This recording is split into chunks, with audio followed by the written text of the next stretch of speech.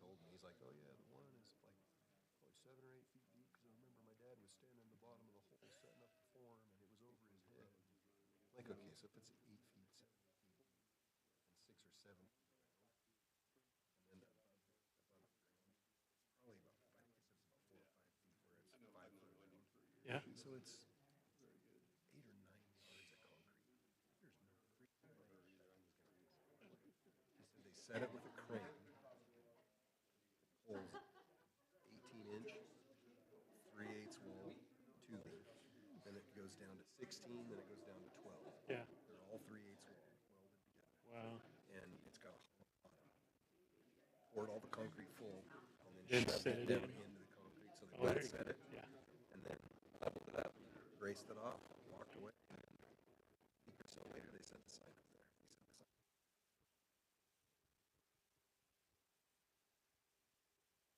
Hey, Brett, can you hear me?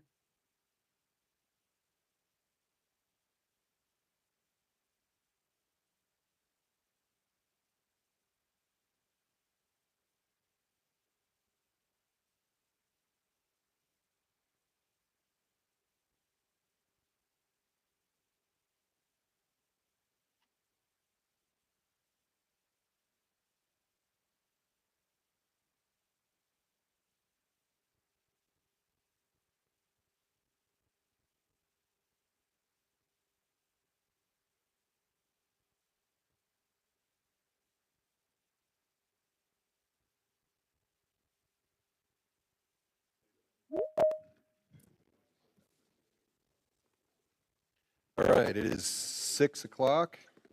I'd like to welcome everybody to the September 9th, 2025 Nampa Planning and Zoning Commission meeting. Let's start with roll call. Garner. Here. Miller. Here. Daffer. Here. Turner. Here. Kehoe. Morgan. Here. Kirkman. Here. Selman. Copeland. Here. 8 present. Thank you. Rodney. Communications. Oh yeah, before we do that, if anyone is here for item 3.3 on our agenda tonight, that has been withdrawn by staff, by the city, because of some timing issues and things like that. So if you're here for that item, it has been withdrawn and rescheduled for October 28th. So everybody will get re-noticed for that. All right, thank you, Mr. Chair. I just have one public hearing to report on from City Council. That was the reconsideration of City Council's denial of a zoning map amendment. This one is the one right off of Roosevelt, and as 12th goes around the corner there. Yeah, it was right along the alleyway there, and it was for a little Hispanic restaurant. And that was recommended by Planning and Zoning Commission. And, excuse me, and City Council had denied that as well. And then they gave them some directions and concerns about the impact to the residential area right next to it, because it's right on the edge of commercial and residential. They came back with what they thought was the appropriate response to those concerns, and they had proposed to put in a fence and to put in some landscaping where vehicles would be driving on the lot. And City Council didn't feel like that did enough to address the concerns, and so they denied the reconsideration request. And so that will not be coming back as was proposed. And I'll just jump into the next topic. So just a quick report on comprehensive plan update and what we're doing for public outreach. Over the last couple weeks, we have been going to quite a few different public outreach events.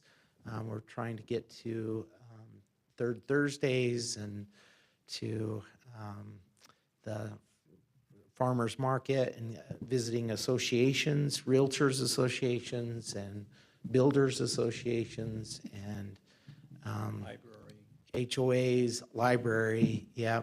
We're trying to hit them all. And so we've, in just the past couple of weeks, about 10 different events we've been to and presented at, and trying to get people to give their comments. Then, as of August 28th, we've collected a total of 294 survey responses. I know that's increased since then, so we are over 300 survey responses. And we have developed the survey and postcard in Spanish as well, and we are working to reach out to the Hispanic community directly, because that's just been an underrepresented population in the past. It's been really difficult for us to get their responses, and so we're trying to directly go to them and where they're at. Our consultant has begun the existing conditions analysis for the plan and is developing a high-level framework of the plan document. Our first joint planning session with City Council, as well as you and our consultant, occurred on September 30th, and we had that meeting with you. We have another one coming up based on that, the feedback we received there, for the 18th of this month. And we will be coming back to you for the form-based code. I'm sorry, I'm kind of mixing two things there. Comp plan is one thing, but on the 18th will be the form-based code thing. So the calendar invite, I believe, has already been sent out to you for that. Please let me know if you have any questions about that. And that's all I have to report. Okay, thank you. Make a motion that we approve the consent agenda. Second. Yeah, it's been moved by Garner, second by Daffer, to accept the consent agenda. All those in favor? Aye. Any opposed? Motion carries. Okay, we will go ahead and get started with our first public hearing item. So the way it's going to work is we will ask the applicant to come up. The applicant will have 7 minutes to present their item, tell us what they want to do. Then we will ask questions when they're done with their presentation, and we'll turn the time over to staff. Staff has unlimited time to tell us about what their thoughts and opinions are. And then we will open up the public hearing. If you are signed up, if you haven't signed up, you can still. If you don't wish to, or you're not sure if you'd like to speak, we'll ask for raise your hand. You can come up. Each person from the public will be allowed 3 minutes to speak. We would ask when you come forward, you please give your name and address for the record, and then go ahead and tell us what your thoughts and feelings are. It's just fine to say, I agree with what's been said, and sit back down. So with that, we'll go ahead and start with the public hearing item 3-1, pre-annexation, pre-zoning to BC, and development agreement for New Life Landscape for Carlos Torres. Is the applicant here? Go ahead and come on up. My name is Carlos Torres. I purchased the property 246 North Robinson Road in January of 2024. I had run my landscape business up the road on Amity and Robinson for about 7 years with no issue. And then after I purchased it, and as while I purchased it, I bought it from the Nampa Highway District after they did the roundabout there at the intersection.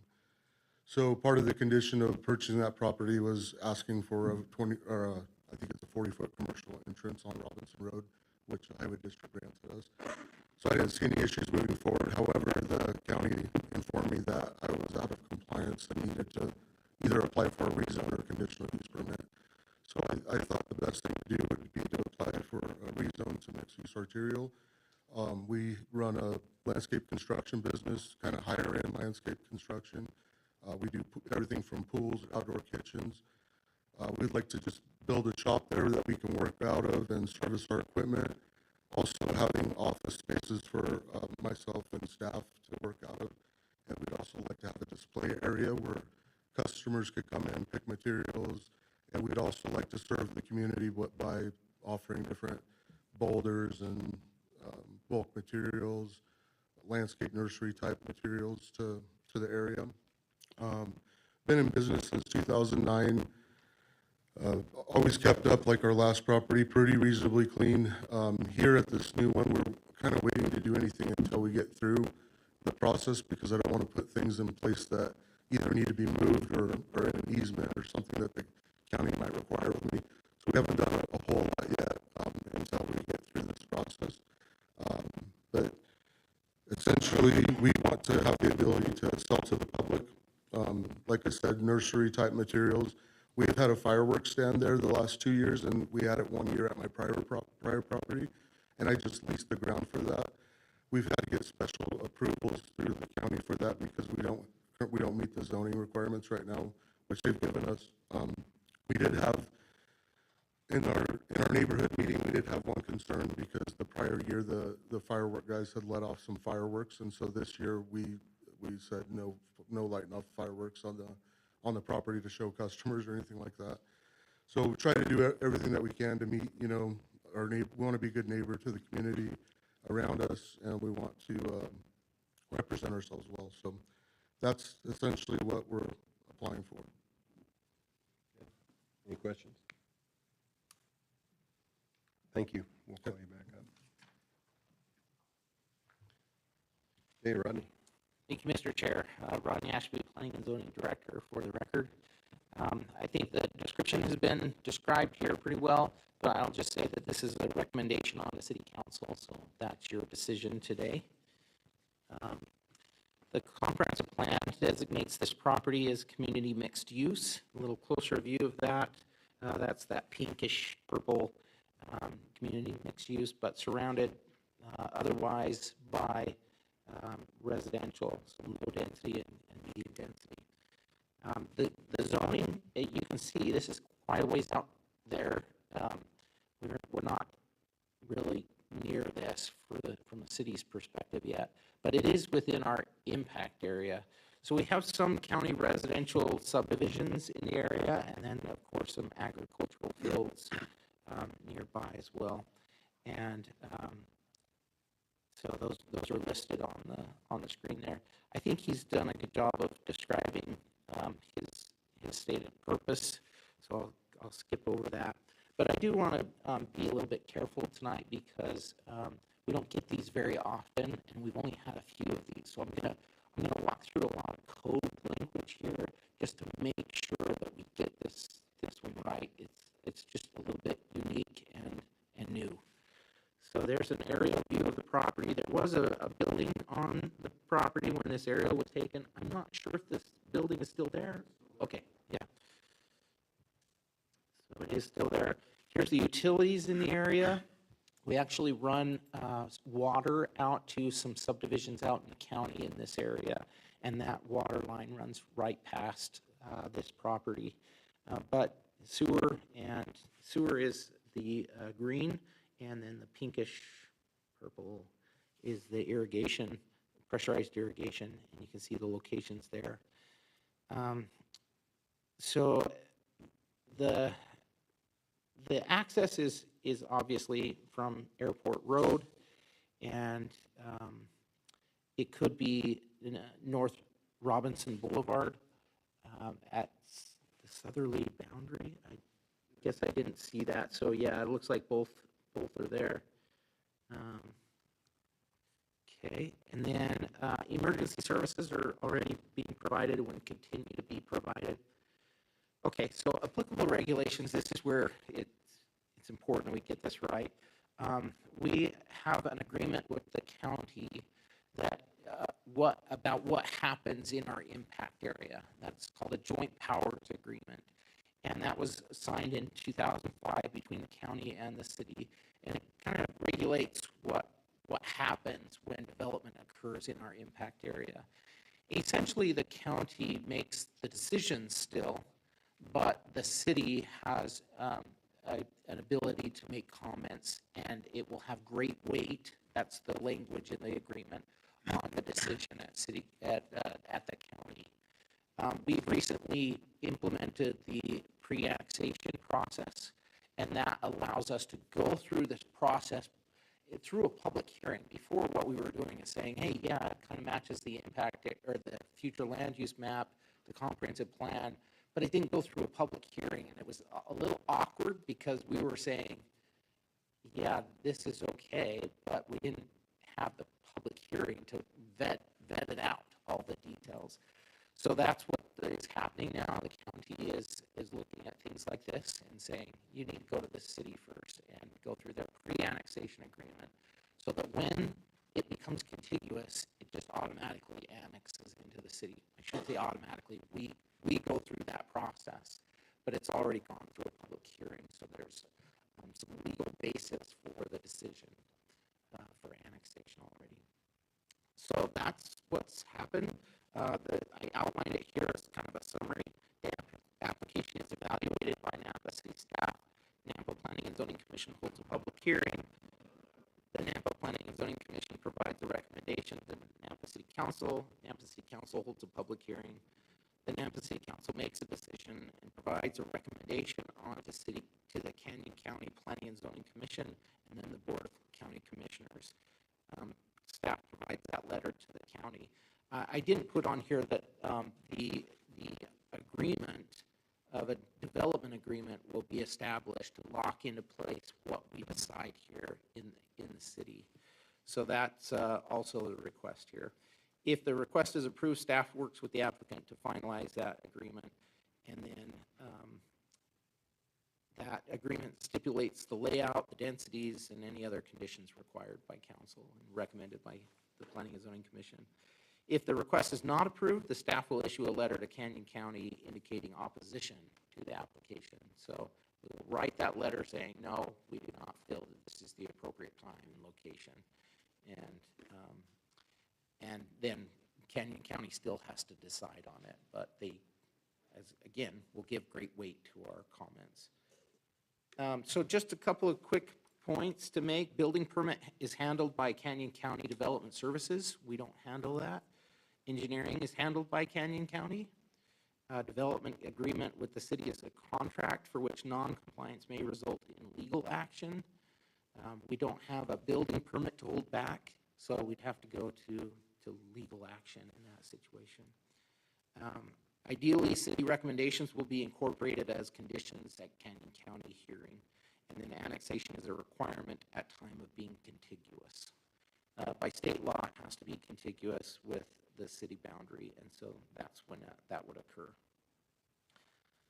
All right, so jumping into the BC zone, I just highlighted here the condition: accessory exterior storage affiliated with principal uses shall not be allowed in any area in front of the principal building on a property and shall be otherwise screened from view with a site obscuring fence, wall, or hedge not to exceed 8 feet in height.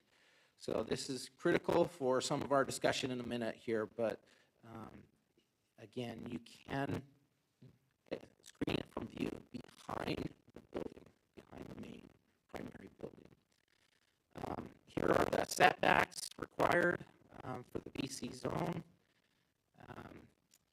This one just says that commercial properties, parking, and loading facilities shall be distant at least 20 feet from the intervening street's edge. So, and again, the 20-foot landscape requirement or buffer is there for commercial development along an arterial roadway. And both of these are arterial roadways that we're talking about. So the parking is a little unique. Typically we handle the parking as a part of a building permit, but since this is already there, it's a little bit tricky. So what you could do is you could put in the requirement as a condition that they put in the parking necessary per our code requirements. I would look at this and say, well, if the building is for an office, then that's the only required parking we have. It's pretty simple, 1 per 300 square feet of usable net floor area. That doesn't include break rooms, it doesn't include bathrooms or anything like that. So it's pretty minimal, but that parking has to follow our standards of width, depth, parking interrupts, landscaping, lighting, all of those things have to be followed according to our current code. Again, that's a little tricky because this isn't in the city, but if you want to put those conditions on it in the development agreement, that's how you would do it. Design review is required for the BC zone properties. In this situation, we wouldn't have any design review right now, and so I didn't really feel like it's necessary. However, in the design review code, it states that fencing is prohibited except in the situations, except in this situation where you're securing outside storage of inventories or to screen or secure storage facilities as defined in that code, and to screen areas of the property that are not landscaped or are left to gravel. So this becomes critical because one of the issues we're facing is that the applicant would like to keep the parking gravel and a good portion of their property gravel. For a city development, that's not really allowed, so we have to come up with a way to screen it from view. So we'll get into that in just a little bit, but correspondence engineering made their comments. Again, this is pretty standard. These are pretty standard comments if it were coming into the city, if it was being annexed. Again, they will be evaluated at the time of going to Canyon County for engineering requirements, but these would just be our conditions. He listed all these conditions.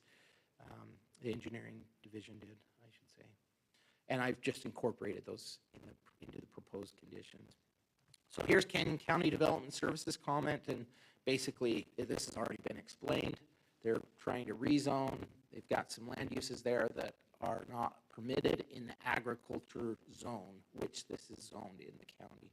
So they'd have to rezone. In order to rezone, they need a comment from us. In order to give that comment, we have to do a pre-annexation agreement and process. Nampa Building Department, they evaluated it as if it were coming to us for a building permit. I didn't feel like these were too applicable because the building is already constructed. However, they did indicate that bathrooms would be required as part of a public business, and having public come onto the property. So that will all be handled with Canyon County Development Services. And then Nampa Code Compliance indicated that there's some weeds and things. Again, it's not being annexed into the city. We would have no authority over that property for weeds. So I didn't feel like those were applicable either. I think this was a mistake left in. Correspondence. So this is also a mistake. I think I already went over the comments. There we go. Sorry about those two slides. So here's the property, and I tried to make it pretty clear. We got this late comment, and it says, I live next door at 6507 Airport Road. The only request I have is they install a 6-foot-tall solid plastic almond color fence and maintain. This will reduce sound and dust. So this is the property right here along Airport Road, so east of the subject parcel. And so the red is what essentially they're asking for to be this vinyl fence, residential fence. Our code doesn't allow vinyl fencing when it's commercial. However, it's right next to residential currently, and there is the ability, if they were to put in a design review fence, that means multiple materials, not a wood slat fence, not chain link, and not vinyl. on the green line, they could do the vinyl fence along the blue line here, because that would be screened from view. So anything that's seen by the public has to be, according to our code, has to be this design review fence. And it's supposed to be pretty decorative and a nice fence. So if that's the way they want to handle it and do a vinyl fence back here, that's the only way I could think of to allow that to occur, unless the property owner here were to pull the fence permit with the county and request a vinyl fence along there, and then somebody else pay for it, right? That would be another option that they could do if the county approved that. So there's ways to get through that concern, but there's a concern with current code about that, so we just have to walk through that process.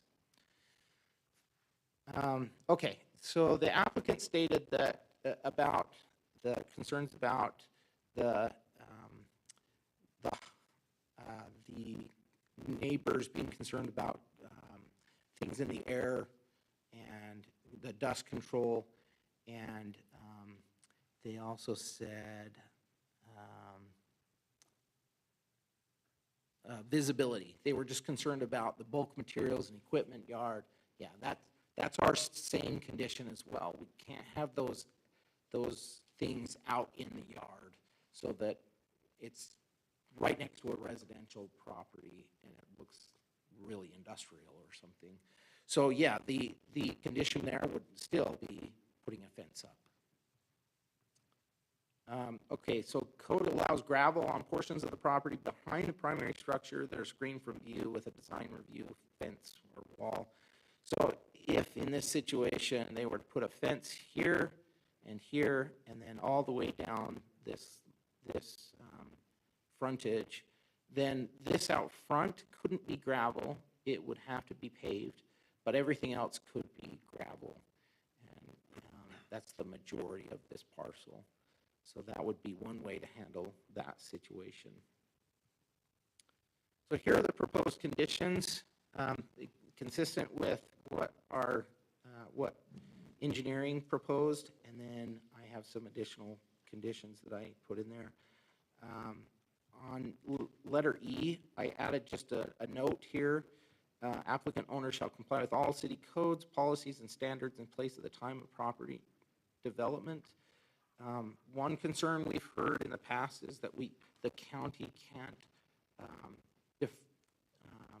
do I say this, defer their responsibility to us or to our code. But if they adopted this as a condition, they could. So it can't be, city, you regulate that, but the county, if they were to say, here is the condition, then that could be enforced. So this includes landscaping, side paths, paving the parking area in front of the building, design review, screening outdoor inventory behind the front of the building, screening gravelled area, etc. All those conditions. Let's see, I added this last one. I forgot to put this in. We do have this in the development agreement, the template for the development agreement, but I just wanted to be very clear about this. Property owner authorizes the city of Nampa to annex the property following the property becoming contiguous to the city boundaries. That would mean if we become contiguous, we process it. They've already paid the double fee for pre-annexation, and we just process the annexation at that point.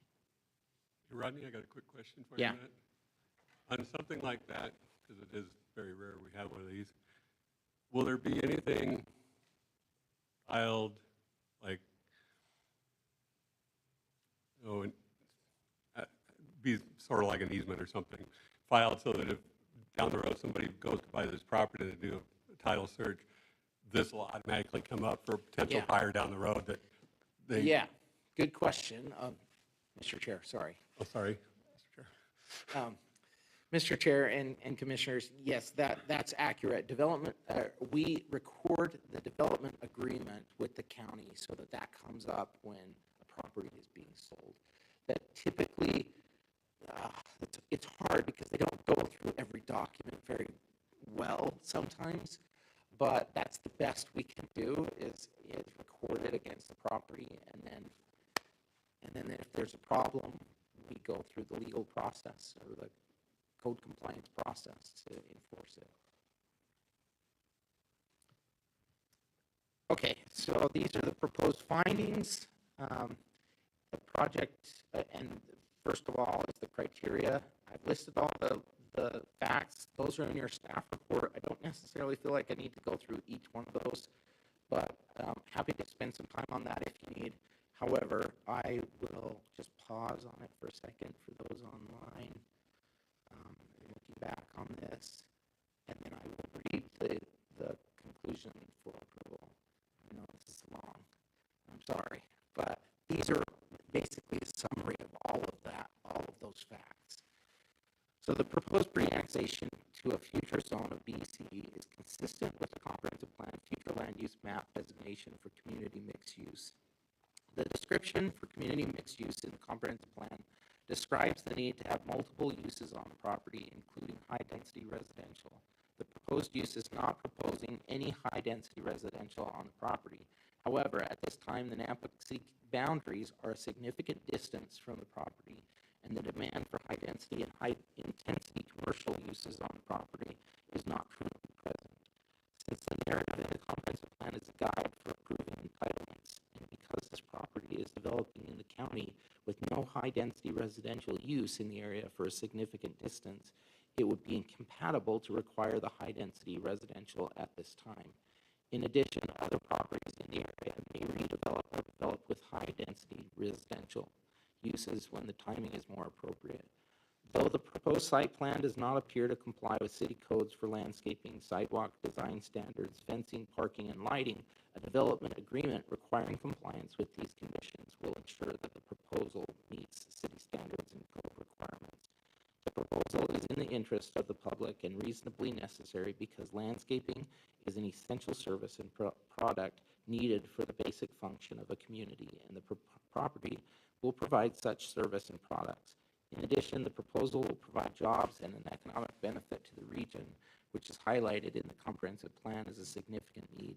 The comprehensive plan is a document that highlights the interests and needs of the community using public outreach methods designed to hear those interests and needs. Since no request for utilities has been made to the City of Nampa, a recommendation from the Board of Appraisals is not necessary for the proposed pre-annexation. Weighing all these factors, the proposal does meet the criteria for pre-annexation and is therefore approved. So that's the proposal for approval. And then if you were to do denial, only the areas that are underlined here are the differences between what I just showed you and the denial motion. And in that case, it would be the proposed use is not proposing any high-density residential on the property and is therefore not consistent with the comprehensive plan to provide a mix of uses in this area. The Nampa City boundaries and sewer and irrigation services are a significant distance from the property, and it is not in the interest of the public and reasonably necessary to develop the property to commercial at this time. The proposed site plan does not comply with city codes for landscaping, sidewalk design standards, fencing, parking, and lighting. And then the last sentence there, weighing all these factors, the proposal does not meet the criteria for pre-annexation and is therefore denied. This was a difficult one for me to analyze. I think it's something you've got to decide. I couldn't recommend one way or another. It's out there far enough and there's facts that could support either direction on this. So I have these two motions on the screen for your consideration, and I'm happy to answer any questions. Sure. Yes. Rodney, so we do have water in the area, and it is a pre-annexation, so because the water's there, we're not going to force them to hook up to it at this time? Yeah, Mr. Chair and Commissioners, that's a great question. We don't usually force people to access the water. What happens is the Southwest District Health will require that of them if there's a failed well or if there's a problem with sewer contaminating the water or something like that. If they're splitting the property or something and there's water available, then if they develop on it and they're splitting it, sometimes the district health will require that they connect to city services at that time. But until that point, we don't require that they do it. If their well is functioning just fine, then there's no requirement. Follow-up question, Mr. Chair? So the building that's on site, is it our understanding that that is going to be used as the offices and? That's my understanding. Okay. I, Okay, so maybe in your rebuttal, just address that. So, thanks. Yes. Rodney, what kind of timeframe are we looking at for this area to be built up that would automatically be taken care of? that's such a, Mr. Chair, that is such a difficult question to answer. I'm going to show you the utility network here.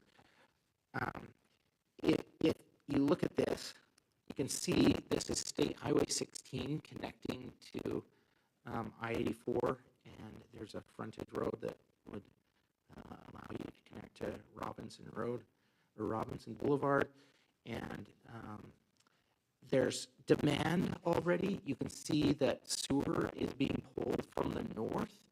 However, I would defer to our engineering for where this site would be serviced for sewer. But there is a demand in this area. It's just, I don't know how long it would take to get that developed, especially if ITD were to continue to the south. That could really, really change things here. Yeah, so fast. Or slow. Okay, can help, but So, Mr. Chair, Commissioners, the sewer there that is to the north that was brought by Nampa School District, and the school district still owns that property there to the north of Airport Road. That sewer would likely be able to serve that property, though I believe master plan-wise, we would ultimately be, the ultimate service would head back towards Happy Valley and the trunk line there. So it is a fairly significant distance away from where the plan to sewer it would be.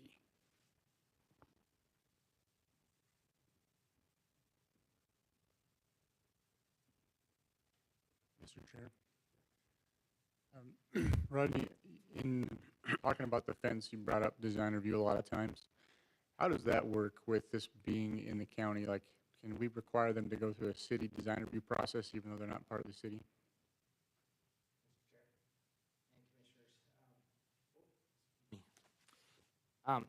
Because this is not in the city, design review would not apply here. It would go to Canyon County. However, we can put in conditions in the development agreement for what we want it to look like, what it should develop like. So my point here is to bring up what is in our code, and then I put a condition that they follow those points in our code. It wouldn't go through the design review process, but it would be required to meet the conditions of, the fence being a nice fence with multiple materials.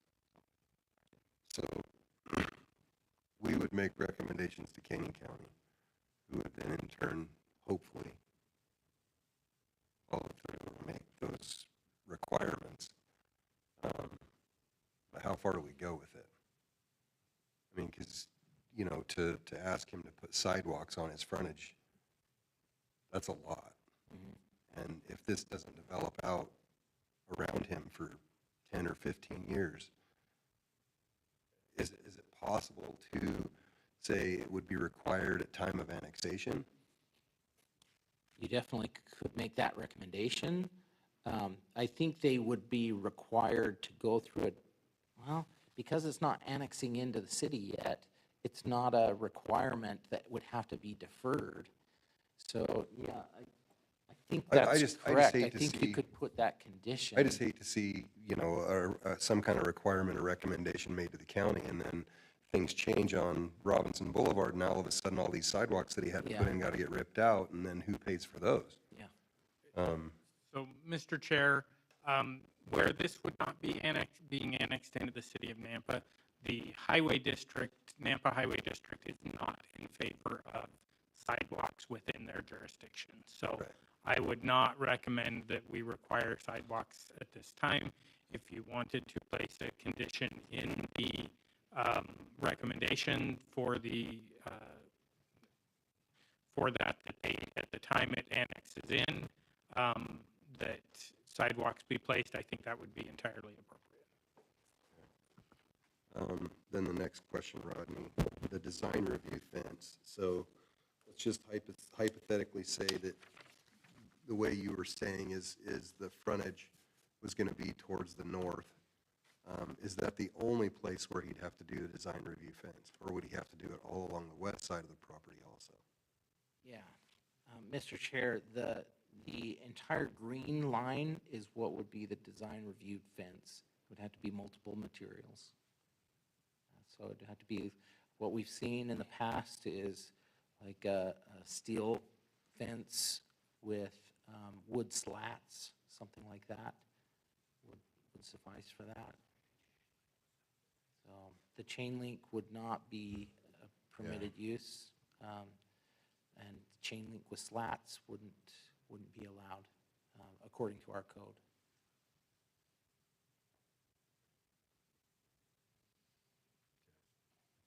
Mr. Chair, again, on that waiting, like you say, if something like this changes and he puts all this fence in, can we postpone that until time of annexation as well, in case it'd be the same thing as a sidewalk? It's not as expensive as a concrete sidewalk, but, I mean, put all that fencing in and then things change. And he's got this fence out there. I mean, is there a possibility that it could wait as well until later down the road? Mr. Chair and Commissioners, there's a lot of options that we can go through right now because this is in the county. It's a county decision. So what I am providing you with is the information that would be required if they were to be annexed in as a BC zone. This is the requirement. However, since it's not being annexed in as a BC zone right now, you have a lot of flexibility to say what should and shouldn't be done at this time.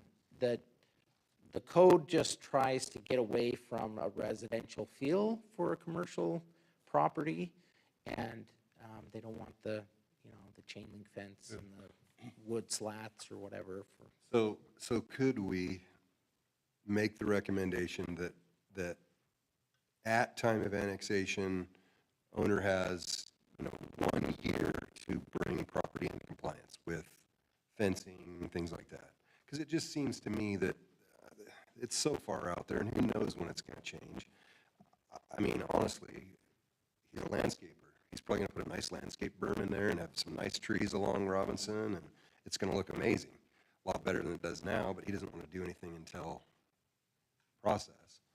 Yeah. I would just, like he said, I just hate to see, you spend $40,000 or $50,000 on a fence, and then 5-6 years down the road, it develops, and oh, well, the highway district decided we want to do this instead, so now you got to rip your fence out, and we're going to have to change things. And Yeah, plus, Chair, the other part of that too is if it's 10, 15 years before it gets annexed, design review standards could change, and so now his fence isn't in compliance. So to me, it makes more sense to wait and make those things, and then when it gets annexed, then he could come bring his fence design review at that time, get it approved, put in what they want. So it just makes more sense, because I'm like, fencing it out there, it looked like a prison all by itself sitting out there. so do you think that would be appropriate just to say to bring into current compliance and give them a year to do it, or You think that's too long, or? I hesitate to make any, I mean, this isn't my decision, but I think you could do that. You could put a condition on this in a development agreement that would require at time of annexation, you have 1 year from that date to come into compliance with these specific conditions. You could do that. Mr. Chair. So I guess I have a question, and I think that I wonder about, a lot of times we'll have a concept plan attached to a development agreement. And here, like, the use of the site is very nebulous, those things. Like, so, and where's the front of the building? You know, and then the other part of it is, if you have an ADA parking stall, you need to have an accessible route to that stall. And I don't know that you can do that in gravel very well. And so where are we going to pave? And he's even, it sounds like, and he'll respond later, but it sounds like he's not even going to use that building as the offices or whatever else. And so I wonder, how can we, is there a way that we can get a concept plan attached to this development agreement before we say, you know? Or could we make that, like, because this is recommendation to city council. So could we make a recommendation that we'd like to have something like that attached, and then you could pull that before city, not to have him come back before us again, but. I think you could, absolutely, you could ask them to provide a concept before the city council. You could also just describe what you've just described. You could say anywhere that's, I mean, our code already outlines that in front of the building and the parking lot that has the ADA spaces and the required spaces for city code, they already have to be paved, right? So what I'm saying is everything between the green line and the light blue line is that space that could be used for landscaping and parking and that kind of thing, right? If it's determined that that's the front of the building. Yeah, but code handles that. Yeah. So like wherever, let's say they build a new shop, so it sounds like they're planning on building a new shop, and they build it back here, and they want to determine that this, or even down south, let's say they put the shop down here, and they want to call this the front of the property, well, maybe then everything out front is just this line over to the west. Right, and I think that that's my concern, right, is that so many things that we're talking about, the fencing, like that, a lot of that's going to be dependent on how he lays out the site. And so Yeah. I think that there probably needs to be a concept plan that gets attached to this development agreement Yeah. to answer some of the other questions that are arising. Mr. Chair, just to follow up on that. I think that absolutely could be done. What I'm arguing, though, is that I think our code handles that. So like, wherever they put it, I don't think a condition has to be so descriptive. It just has to say essentially this. If you look at K, any construction of a fence that can be seen from the public right-of-way shall be done behind the 20-foot landscape buffer to materials and be ornamental in appearance but exclude chain link. I mean, the code already states that, right? I'm just putting it into this section here. So wherever they put their building, wherever they put their fence, they just have to comply with that code, including L. Outdoor storage of materials or equipment shall be screened from view by use of buildings or design or view compliant fence, wall, or landscaping. He could put a berm that is plenty high and screens everything from view, that outdoor storage from view, and wouldn't even have to do a fence at all because it's screened.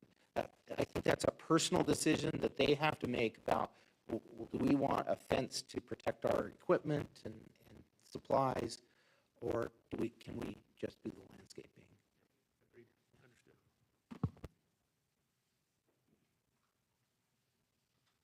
Okay, any other questions?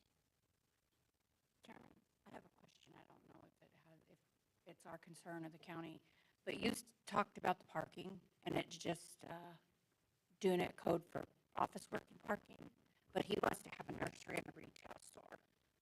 So is that really the appropriate coding for parking, because that's pretty busy intersection, and as we grow, it's gonna get busier, and if there's no parking for the customers, they're gonna be parking on the roads beside.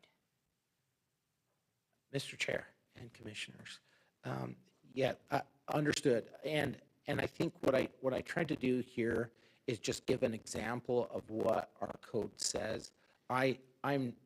This is going to be determined at time of development. So if that happens, then at that time, when they develop that property, wherever that building is, that's going to change the square footage, it's going to change the location, it might even change the use. So we can't say right now, here's what parking has to be done. All I can do right now is say, if this is the only building on the property, then your parking for an office has to be this, right? So I think the condition that I placed on there, again, it's just referring back to code to say it has to comply with the numbers listed in code. But that could be done at time of a redevelopment of the property. Thank you. Yeah. Okay. Any questions? Mr. Chair, can I ask one that I'm worried will open a can of worms, so you can tell me not to? This whole thing is compatibility, right? Like, we got community mixed use, but we don't want to build high-density housing because it doesn't make any sense out there. The community mixed use doesn't seem to fit in the comp plan there. Can you give any insight as to why we decided to put community mixed use amid just a bunch of low density and medium density residential? Yeah, Mr. Chair and Commissioners. Yes, that is a great question, and it gives me a chance to speak about comprehensive plans. So my thing. Comprehensive plans are long-range plans. They think about the long-term future. If this were only low-density residential in this area forever, then yeah, there might not be that demand, but we're talking long-range. What could this be 20 years from now? And if State Highway 16 were to come through, for instance, to the south, which ITD has acknowledged that that's a need, right, in the future, and they hope to make it happen. No funding yet determined. But if that were to happen, there is going to be a demand for different types of services here. And the increase in number of dwelling units or whatever in this area would cause a demand for services and businesses. And if we don't do that, if we don't plan for commercial out in these areas that aren't completely developed out yet, then we'll lose the opportunity to have commercial services right near residential, and that will lead to increased traffic and increased cost on our infrastructure. So it's a long-term thinking about planning for the future about what this area may be. But you're right in that this is about compatibility right now, so you have to weigh both of those things, the long-range side of things, and would it make sense to just put a high-rise multifamily building here right at this time? Probably not, right? So it's timing, it's compatibility, and it's long-range thinking that matter here. So, if I can follow up, was some of the thinking of where you put the community mixed use based on, I don't know how else to say it, like ones that are already not county subdivisions? Correct, yeah. It's available space, and it's along a significant corridor. So you can see that there. Available space, maybe for redevelopment someday, and you can see that it's along two pretty significant corridors there. Actually, three there: Victory, Robinson, and Airport. There is a long-range plan for the Airport Road to be a major corridor between Ada County and Canyon County at some point in the future. There's a gap in it right now, but that plan is in place to make that a major corridor. So you've got Victory and Airport Road that would be significant corridors, and then Robinson depending on what happens with State Highway 16, that could be a major corridor for us. So when you're making your long-term plans, is the assumption that what is now a county subdivision is likely not to be redeveloped? But anything that's farmland probably will be? It's hard to know. I mean, we've designated these as low-density residential, which is consistent with what is already out there, those county subdivisions. But there's no commercial services out there, so how do you make commercial services be near that low-density residential? Well, you have to provide some density, some type of density at some place nearby so that it can support the commercial. So, yeah, I mean, medium density to the north here would help a little bit with that, but it's almost going to be its own redevelopment of this entire area at some point, and that could be a long ways out, but maybe you do a master plan community of some kind where you do, you may have major commercial services and some residential that are added to this area. Maybe this is getting too much into the deliberation, but that's what I'm, like, are we going to honor the long-range plan and make us stick to what's the comp plan is, or start developing it based on what's there now? Mr. Chair, I just comment to that is, this is a landscape yard, so really there's not going to be a lot of buildings there. So if this does start to get developed and somebody wants to do a commercial on the corner of some high-rise residential or something down the road when it does get developed, I mean, you're not talking about taking out much of a building. The rest of it's all pretty much trees and shrubs and can be picked up and moved pretty easily. So it's not like they're going to have a bunch of buildings or something there they're going to have to tear out if somebody wanted to redevelop it down the road. So that's just. Thanks. Okay. Okay, Madam Clerk, do we have a sign-up sheet? No, we don't. Go. No. Okay, is there anybody in the crowd that would like to speak or against or undecided on this item? Okay, come on up. Please give us your name and address for the record. Hi, my name is Kim Marshall. My address is 11101 Greenhurst Road here in Nampa. And I am a longtime Nampa resident and developer. I've developed about 14 subdivisions in the area. And I'm retired now, Tom. For you. Anyway, I just wanted to give you a little background on Carlos.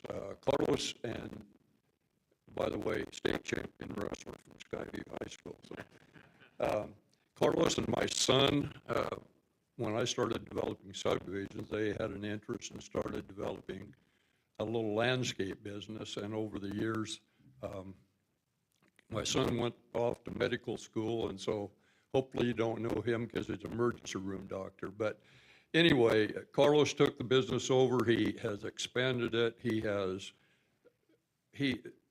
Anybody that worries about what his stuff is going to look like, his landscaping, his designs, and his pools, I've been on magazine covers.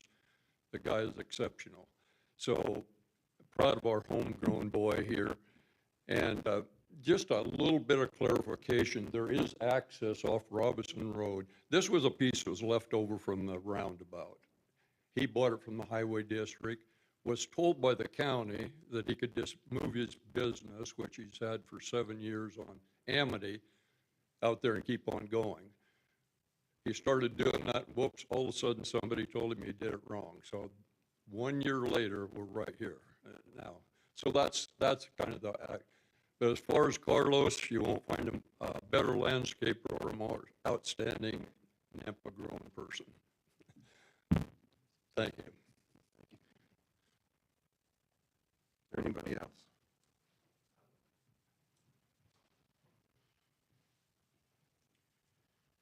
My name is Steve Kiter, and I live, I posted the fence concern. I live on the east side of the area right there where the arrow is. And that's Mr. Chair, name and address. Yeah, name and address. Steve Kiter, 6407 Airport Road. Thank you. And that's just my biggest concern a fence across there. I know a lot of people up on the Arabian Way look that way, and I think they would, and myself too, would appreciate a solid fence in there to block off that area with all their stuff going in there. My concern is if they're approved, then I'm not sure how far they can go along with the process before they actually are required or need to put in a fence blocking the dust and the stuff like that. So. Thank you. Anybody else? Okay, Mr. Torres, you want to come back up? Yeah, so I guess first off, want to make clear, my intentions would be to put a fence up. The reason it's not up yet is because the various discussions that you had tonight, we can see there's some discrepancy on what may or may not work, so. And that would be one of the first items we took care of. So just to address concerns from the neighbors, I think that's important, and I value their concern there. One of the best things I guess I could say, I think demand shows a lot of what the property use should be. The firework kit sold 150 grand in about 9-10 days out there. The community really enjoys the use of that property when there is a low retail stand out there. It's kind of been proven, I think, over the last couple of years. I mean, it's only the second year there, so I think the demand is there for some services and products to be provided to the area. We'll have people pull in there, and one of my guys will call me that somebody pulled in wanting to buy gravel or something, so I think there's a lot of need in the area for a service like that. The discussions on the building. So originally, and even perhaps now, that barn is it's kind of I don't know, I kind of consider it a historic, attractive building. I would have loved to have rehabilitated it. I've talked to an engineer. Foundation is really in poor shape, so you're looking at a huge cost to lift a building and re-pour a foundation. Not sure exactly where the new building will go, but it will be a new building. And we would address parking and concerns like that along with whatever conditions you guys advise. So if there's no other questions, I think I'm done. Mr. Chair, when this property gets annexed, are they still going to be able to sell fireworks in that location?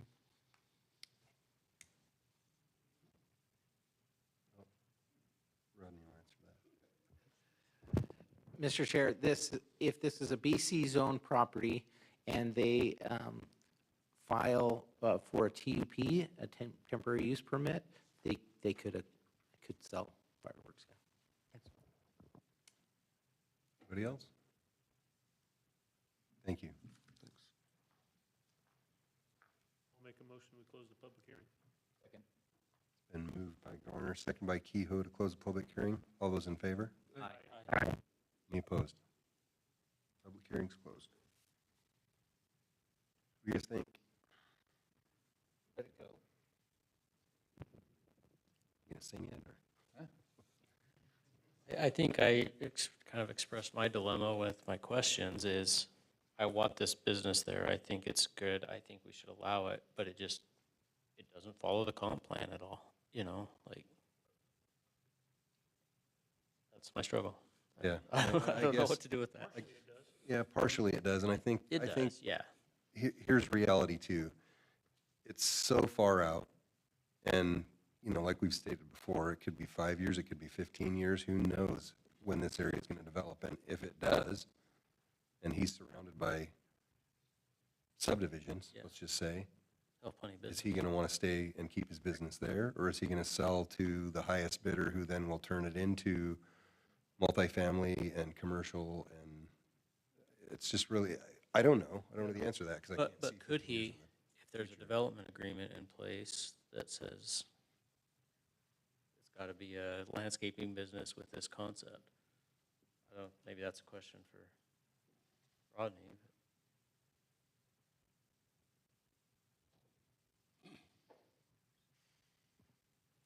Mr. Chair, I think you could put a condition in there that if they were to change, I mean, they can always come in and revise their development agreement, frankly.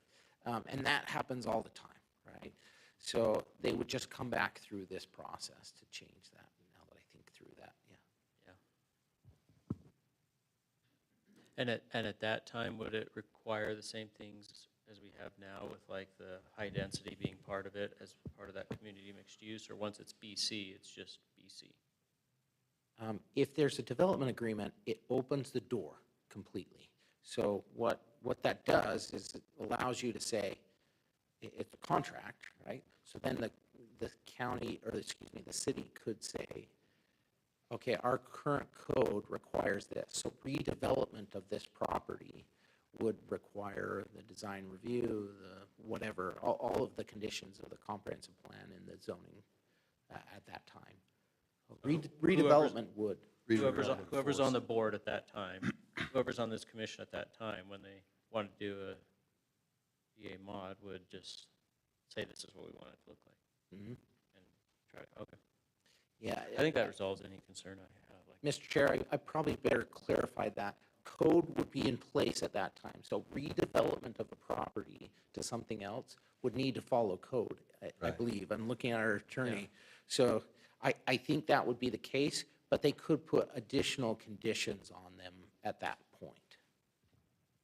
yeah, because they would be coming to you saying, I want to change this agreement, and the city would say, okay, Yeah. let's negotiate and change the agreement.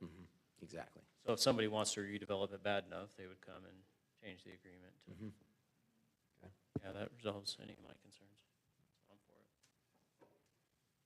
Yeah, I like it. I mean, I want to see businesses thrive. That's what we need, right? Businesses for employees and, Stay home, you have to drive into town to do something. Drive to Victory Greens or? Yeah. The concerns that I had seem to, like what Rodney said, I think they're addressed in the conditions, so I'm for as well. So As long as question, we have the condition, the development agreement in place. yeah, so I think we discussed earlier, what, can we look at those conditions? I guess when is it triggered that they have to meet city code? Is it at annexation or at development? that's what's to be determined. It's not, it doesn't state that in. So- That's- What, the way I crafted this is to have whatever you want, or what I put in here as conditions would be required as a part of this approval, right? So it would be in the development agreement. If you have specific conditions that you'd like to put on there, like within this a certain amount of time or at annexation, you can do that. But I think a lot of the conditions like the fencing, the paving of the property, the lighting, the landscaping, all of those are applicable right now because this is a new request. And even though it's been there, it's never been a permitted use, right? So it this is the first time that the county is going to consider allowing it to occur. So for a commercial property like this, what are the county requirements? Like, is the county going to make them pave and put ADA stalls in and? Yeah, so that's a standard for ADA stalls. That's a federal requirement. So yeah, that would be required. As far as landscaping and that kind of thing, that's a city requirement. So that's why I'm suggesting that a development agreement be put in place to require those things. So like on G, side path, that means sidewalks? It does, yeah. It's a larger side path, but. The 10-footer? Mhm.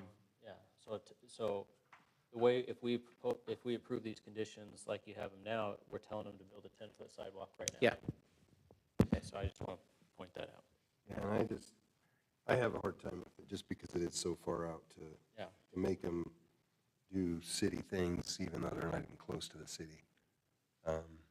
I feel a lot better about, like I said earlier, at time of annexation, they have X amount of time. What that exactly looks like, I don't know. I think the other side of it, though, is sorry, Mr. Chair, comment. If, I get the sidewalk, the fence, a lot of that stuff I get, and trying to push that off and say at the time of development or at the time of annexation, but if he's planning on opening a business and running that business as soon as this approval goes through, then that's different than down the road. That's him running a business off of that site right now, in which case he would need to have those ADA requirements met in order to run a business off of there, right? Yeah, which that's the county and the state's going to require, their federal requirement as far as the paving and the ADA stalls. And I'm just talking about things like a 10-foot sidewalk, a sidewalk at all. I just don't think is necessary in the county that far out. Right. Us determining that we want to have a specific style of fence, well, who's he going to go to? Is he going to come back to the city design review and ask, okay, you guys are requiring this kind of fence, what do you are going to make me do? Because he's going to the county for all of his permits to build a building and run his business. And Right. so it just kind of gets, I think it just kind of gets muddy. It's really muddy, yeah, and trying to figure out what goes into the development agreement, what gets delayed, what gets not, that's where it's tricky. Mr. Chair, may I just clarify something there? Currently, the fence review would not go to the design review committee, that's just staff review. So we already do that when this is a requirement of code. But then how does that take place? I mean, so he goes to Canyon County for his building permit, he goes to Canyon County for a fence permit, and then Canyon County says, you got to go talk to the city so they can tell you exactly what kind of fence you have to build?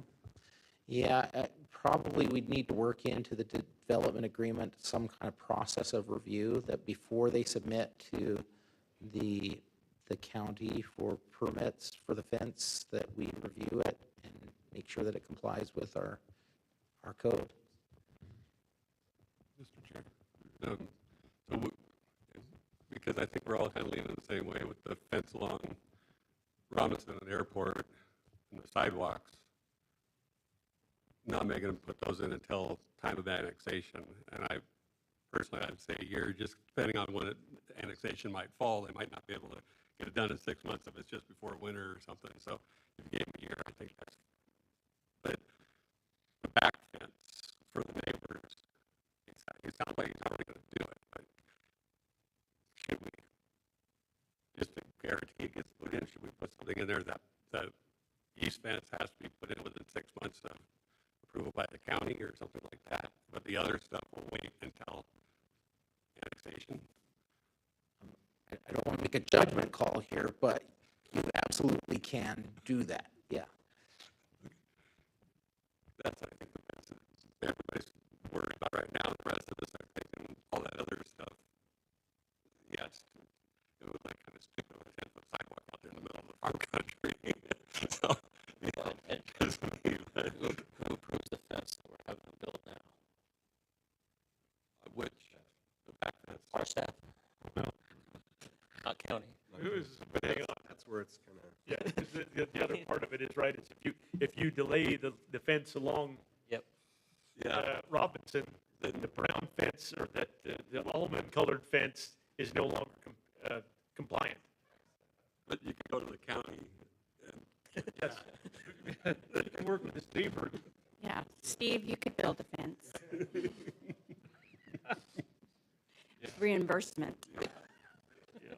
you might have to do that, but that's kind of the way I would look at approving it, is just that fence gets put in within 6 months and the other stuff can wait until time of annexation. If we can't have anything to do with that fence, can we even put anything in the development agreement about it? We can, because it's a contract. It's a contract. Even if it's But if they go to the county to get it approved, it's still within the 6 months. Mr. Chair, maybe just let me restate this. We have lots of flexibility here because we don't have authority over land use, and the county does here. However, if we enter into a development agreement, we have all kinds of flexibility to put in conditions, to put all kinds of different requirements on them. And it wouldn't be, again, it wouldn't be something that the county upholds unless they adopt those same conditions. But we would be responsible to enforce a contractual agreement with the property owner. So could we enforce that before he annexes? Yes, Only it's a through- contractual agreement. Only through a lawsuit, not through like. That's correct. That's correct. Which I don't see it coming to that, but I just. Mr. Chair, I could be misreading the situation, but it didn't seem like he had an issue with the fence. I don't think that he had a problem with that. It was, I'm personally more for striking G and talking about the sidewalk then, because Daniel referenced that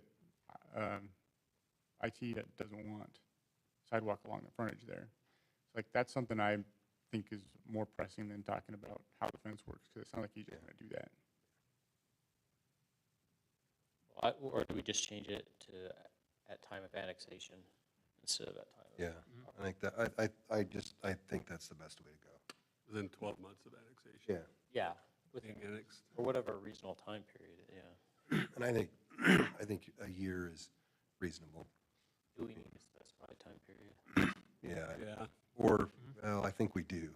Because if we don't, then it's open-ended and he could say, well, I'm doing it. It's going to take me 10 or 12 years to do, but. I'm saving $1 every year. Within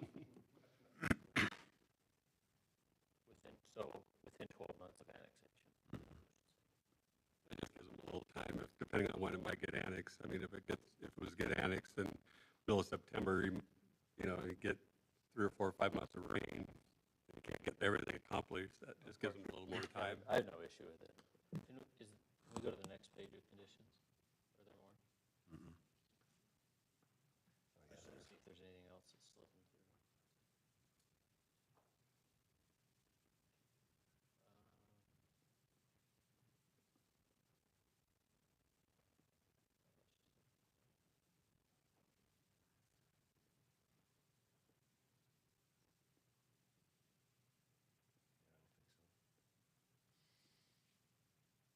I think everything would be covered that way. Is that it? Is there more? Is it?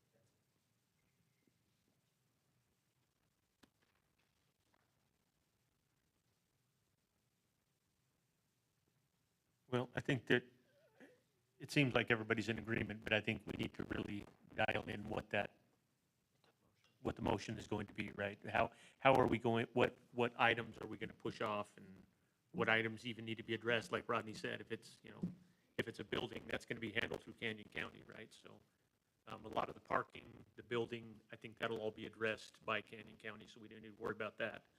But I think the fence and the sidewalk, So does that, having that run through the county, does that resolve your concern of having a concept plan attached? I think so, because I think the way the conditions are written, I think it addresses what I'm talking about, because any way the building is oriented, the code is going to address it, so. Okay, so we have the amendment to item G. Yes. Revision to item G. That'd be amending, saying at time of annexation. Within 1 12, year. within 12 months of annexation. Yep. And then, how do we want to handle the Design fence? review fence. I would say, according to Rodney, I think my interpretation would be, at time of annexation, owner shall work with the Nampa City Department on, well, if we're not doing it until annexation, then it would go straight through the city, so. Yeah. And it would have to meet their standards. And he could put a landscape buffer with landscaping and put a chain link fence behind that because it'd screen the fence. That's correct. Yep. So does K resolve everything about fencing that we're concerned about? I don't see anything here that I'm worried about, that we just include them all. You? I mean, if we're gonna The say only at time of concern I have annexation. would be your G, what you described in G. And if you said it, within 12 months of annexation, they shall build the required sidewalks and side path. Yeah. I'm on board with that. You go to the motion. But nothing with the fence. Yeah, I think what he's got there covers the fence. Just include them all. But we don't need to push any of the fence off. It just says if he builds a fence, doesn't it? It just says if he builds a fence, it has to be compliant with. But isn't the fence required because it's the BC zone? Mr. Chair, a fence is not required unless you're screening outdoor equipment and materials. But it can also be screened by landscape. Right. Okay, yeah. I'll give it a shot. I move to recommend approval of the pre-annexation and pre-zoning to BC Community Business and Development Agreement for New Life Landscape LLC at 246 North Robinson Road for Carlos Torres with all proposed conditions, with the exception that item G concerning the sidewalks, instead of saying at time of development, would be within 12 months of annexation, and findings in the conclusion for approval as shown in the staff presentation. Second.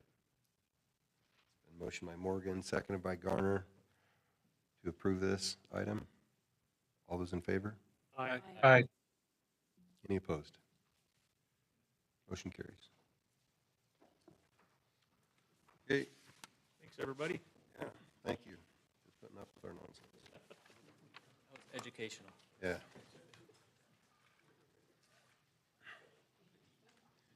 Okay, we'll go ahead and move to action item 3-2, annexation and zoning for approximately 68.5 acres into RS4, approximately 9.38 acres into RD, and approximately 3.9 acres into BC, with corresponding right-of-way, potential development agreement, and subdivision preliminary plat approval for Breckenwood subdivision at 0 North Canada Road, 0-17-500 11th Avenue North,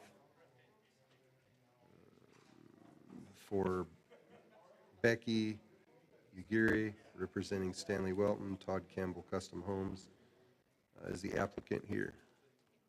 Go ahead and come on up.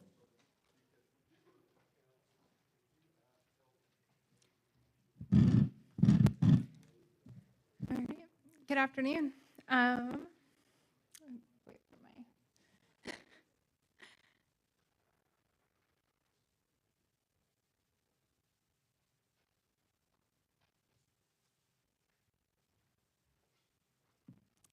All right. I'm here to present applications for annexation, zoning, and preliminary plat for Breckenwood subdivision. Name and Oh. address. Becky Ozagari, 4818 West Camas Street, Boise, Idaho. The project is located north of Landry between Canada Road and 11th Avenue. The project site is within 2 miles of several large employers that include Amazon, Pepsi Beverage Company, Walmart, CWI, numerous car dealerships, the Cheese Factory, and so on, making this the perfect location for this project. The future land use map designates the subject parcel and the broader area from Cherry Lane to Ustick and Canada to 11th as residential mixed use. And then the area just across Canada is identified as high-density residential. According to the comprehensive plan, the residential mixed-use areas are intended to include medium-density neighborhoods with some commercial, emphasizing a variety of small lot housing types such as single-family detached homes, townhomes, duplexes, live-work units. The proposed development fulfills this vision by offering multiple housing options while complementing and preserving the character of the existing neighborhood to the south. Here's the current zoning map for this area. The subject property is bordered by undeveloped land to the north and east and RS7 on a portion of the subject property to the south. Canada Road is a principal arterial and Ustick is a minor arterial. As the area builds out towards Ustick and 11th, the comprehensive plan calls for more density and commercial uses. To support this transition, we are requesting RS4, RD, and BC zoning, which will provide a compatible step up from the lower density neighborhoods to the south while preserving the residential character. Breckenwood subdivision has been designed as a mixed-use development on 81.78 acres. The project will consist of 4 commercial lots, 352 residential lots, and 5 different housing types, made up of 68 twin homes, 87 40-foot wide lots, 33 45-foot wide lots, and 145 50-foot wide lots and 19 60-foot wide lots. All 352 residential homes will have two-car garage and driveway. We'll be providing additional on-street parking spaces located near the twin homes. In addition, all sidewalks in the subdivision will be detached and tree-lined, which will keep up the look and feel of the existing development to the south. For the commercial, we're proposing 4 commercial lots that will front Canada. This will be developed in 7 phases, each phase taking about a year or so to complete. The next couple slides I'm going to show you will kind of outline the development in a little more detail. So the commercial, so starting at the commercial at Canada, we're proposing 4 commercial lots with consisting of 3.9 acres with a proposed zoning designation of BC. These 4 lots will have ingress-egress on Canada and with a secondary off Landry.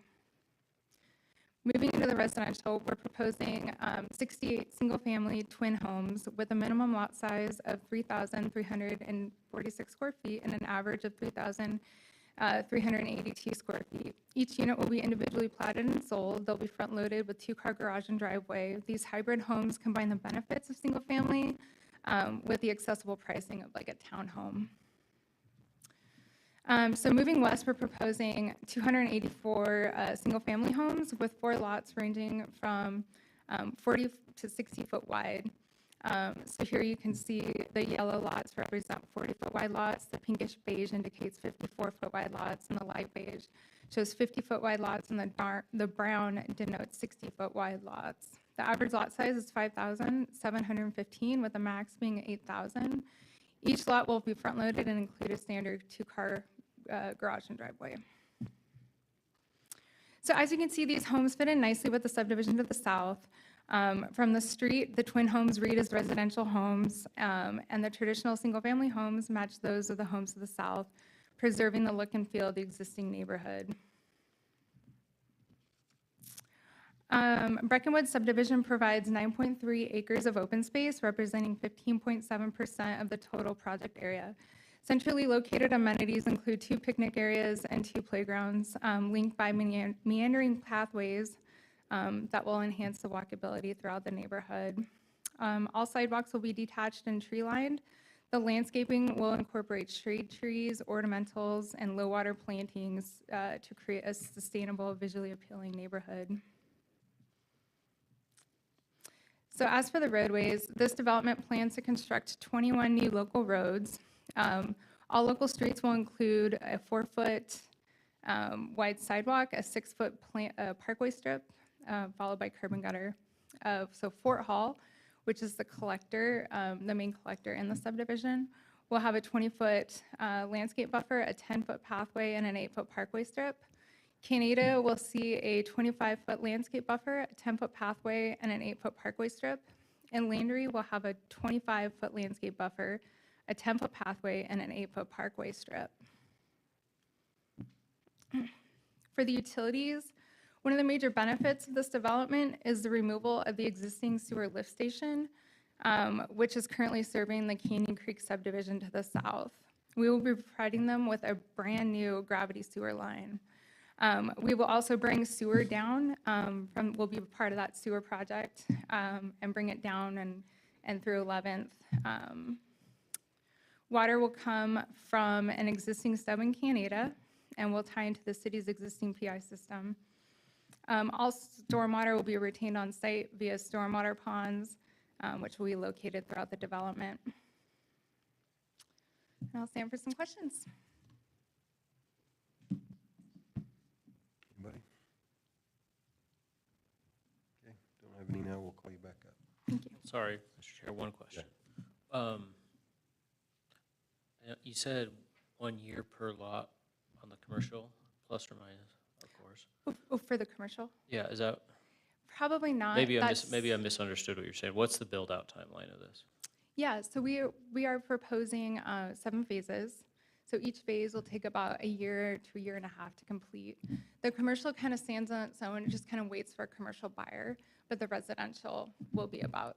Over the next 7 years? Yeah. I mean, that's the time it takes, for the city to get a plat and everything, construction drawings and all the things. Mr. Chair, I had a quick question. Oh, one more. Sorry about that. Go ahead. You had mentioned a couple of times that each of the homes, the standalone, the detached homes would have a standard 2-car garage. I heard that a couple of times, but then when you posted pictures, the houses, what might they look like? There were some 3-car garages, like RV garages. Is that the case for some of those homes? Yeah, so some of these, we have, the 60-foot wide lots could accommodate that, yeah, and that is a part of our product that we do offer. Okay, so some homes will have not necessarily just the standard 2-car garage, but they may have an RV garage or a 3-car garage. That's correct. The 60-foot wide lots could accommodate that. All right, thank you. That's all, just a clarification. Okay. Thank you. Damian.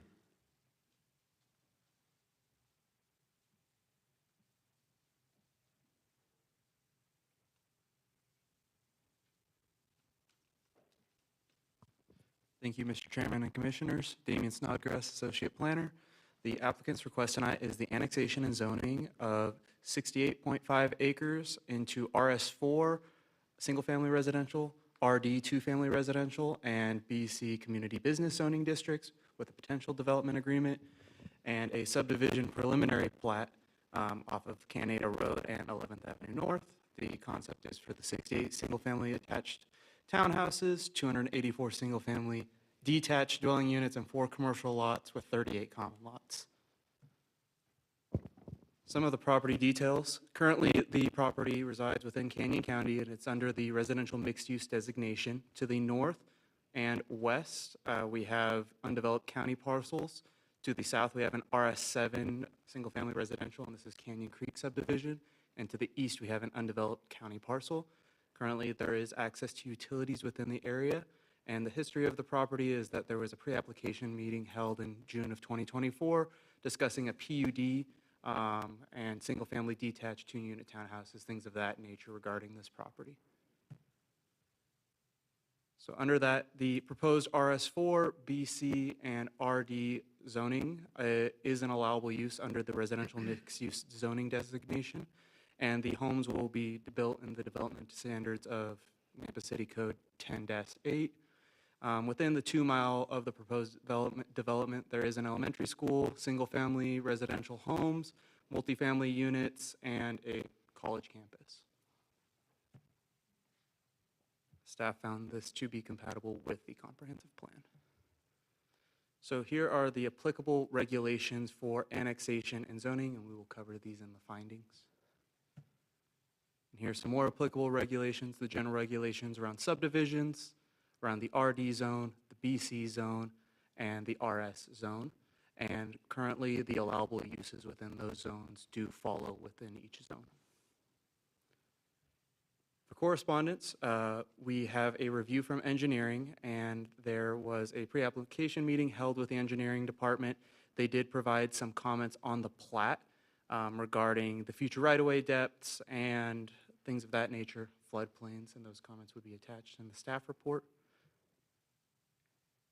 There is a traffic impact study that was held for this development, and they give comments about access off of Canada and Landry, as well as access to utilities, the drainage, the irrigation, and floodplains. For comments from Nampa Fire District, we received general access and water supply comments. Nampa GIS added some conditions regarding the change of street names and addressing. This is attached in the staff report. Valley View School District provided some concerns around capacity for schools to hold the influx of students with growth in the valley. The Nampa Police Department provided comments regarding the commitment funds for officers. In summary, this was 1.4 additional officers and 0.73 additional support staff. And Nampa Park and Recreation request that the developer grant a permanent easement of 20 feet from the top bank along the west side of 10 Mile Creek for the purpose of the 10-mile pathway as indicated by the City of Nampa Pedestrian Bicycle Master Plan. This permanent easement would transfer to the City of Nampa and allow for public use of the pathways for recreational travel and we did not receive any public comments on this application. And here is the proposed zoning for those plats. Sorry, needed a little breath. Staff analysis of the plat.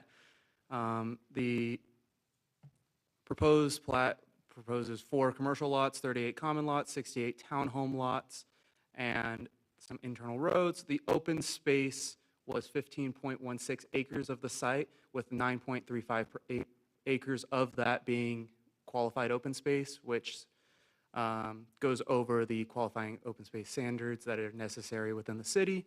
The total residential gross density of the development was 4.528 units per acre, which is well within that residential mixed use of 2.51 to 8 dwelling units an acre. The comprehensive map is residential mixed use, and parking for the commercial uses will be determined at the time of the building permits. So the staff analysis of the RD zone, here are the base lot sizes that are necessary for single-family or duplex townhouse lots, but when you have townhouses like this, where the property line is going through it, it's cut in half. Each unit gets 3,000, meaning that the total unsplit lot is 6,000 square feet. Currently, all of the lots within the proposed plat comply with this. Staff analysis of the RS zoning.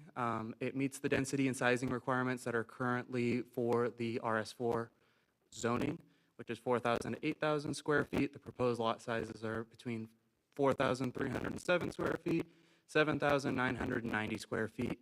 The density range has been met for this zone, and all of the lot widths and depths have been met.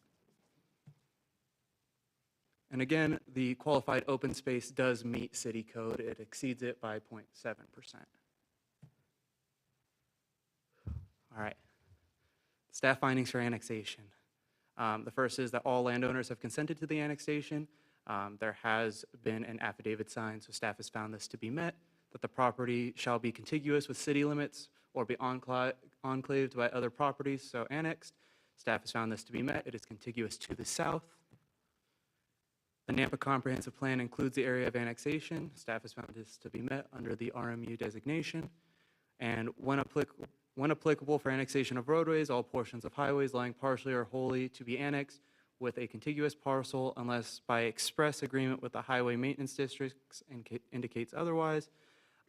It complies with the memorandum of understanding currently in place with the city of Nampa and Nampa Highway District. The staff findings for zoning. So here are the applicable criteria for that the proposed map amendments is or would be in harmony with the city's currently adopted comprehensive plan and comprehensive plan land use map. That the proposed amendments is or would provide for a proposed use or set of uses that would be at least reasonably compatible with existing and adjoining property uses, and that the proposed map amendments is in the interest of the public and reasonably necessary. So the relevant facts are the code descriptions under the RD, RS, and BC zoning, which fall under that comprehensive map. That per the comprehensive plan 563, the comprehensive land use map and the comprehensive plan endorses having mixed use type developments as such. The comprehensive plan is compatible with visual relationship to nearby buildings and intermediate streetscape. That the comprehensive plan defines this as a residential area and supports residential uses within the vicinity. Structures within the BC zoning districts will be subject to design review standards. There's a current need for housing in Nampa city limits. There is projected need for housing within city limits. A 25-foot landscape buffer is required along Canada Road to help with that. The 15% open space is required, and this exceeds it. And there are current access to utilities and city services at the property. Weighing all of these facts, that the proposed zoning map amendments for the parcels as follows is in harmony with the city's currently adopted comprehensive plan and comprehensive planned land use map, because it establishes an area of RD, RS, and BC zoning that provides single-family and two-family attached housing that would be compatible with future zoning in the area, because those proposed zoning districts are permitted under the comprehensive plan and future land use map under that residential mixed-use designation. The BC zoning provides commercial uses within the allowable percentage under the RMU designation. The future land use map was established after analyzing the land uses and compatibility. This application does provide a set of uses that would be reasonably compatible with adjoining properties because the proposed uses that are determined to be incompatible with that comprehensive plan per the Nampa City Code 10-3-2 Schedule of Uses. The structures are subject to design review standards, and it will provide open space and amenities for future residents and make frontage improvements that will buffer along larger frontages. And it is in the public interest and reasonably necessary because it proposes a development that will provide a variety of housing types that complies with adopted city codes, and it has city services readily available, and the traffic infrastructure improvements are either in place or will be required to be in place at completion and is compatible with that comprehensive plan.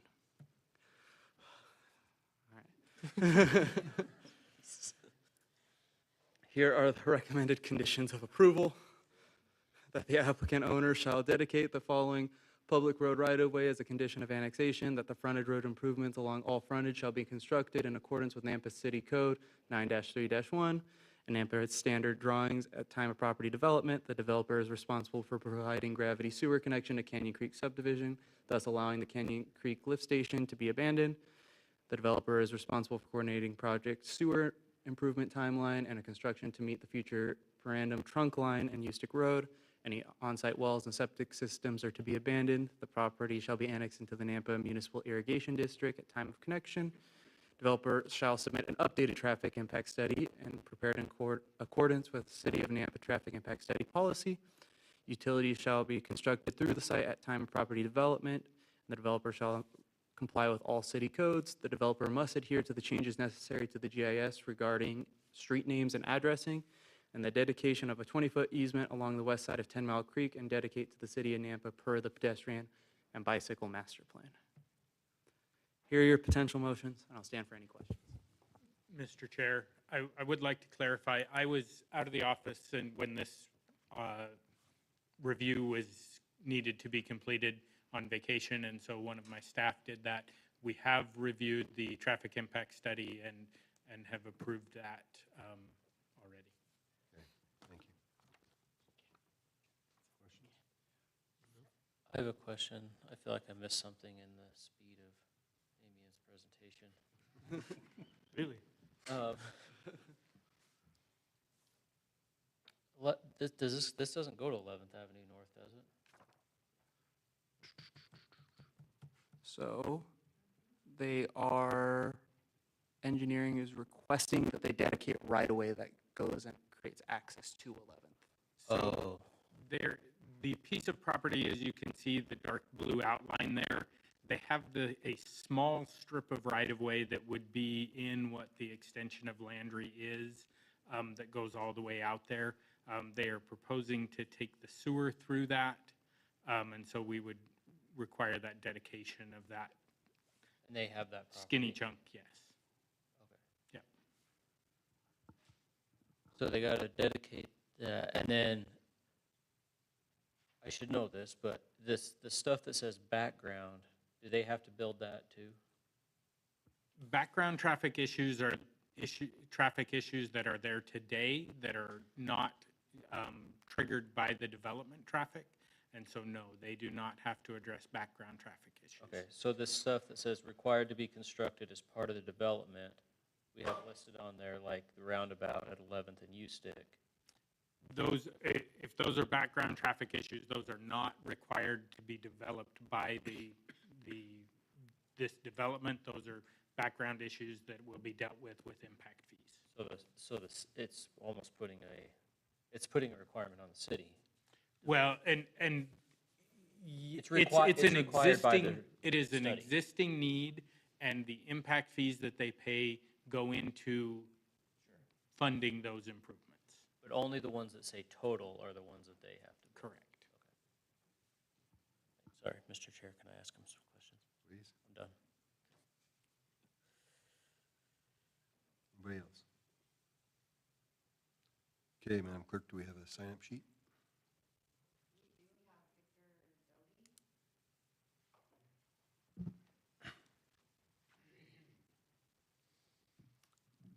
Hello, my name is Victor Dowdy, and I live at 6182 East Mayfield Drive in Nampa. The Breckenwood developers certainly seem to have a good reputation and provide an excellent product, and that's a plus from my perspective. The fact that East Landry Street is the only way in or out of this subdivision has been my biggest concern with this proposal. When the neighborhood met with the developers in April, we were told that East Landry Street would not be extended through to 11th Avenue North. So I'm pleased to see that East Landry Street will now be connected all the way across to 11th Avenue North.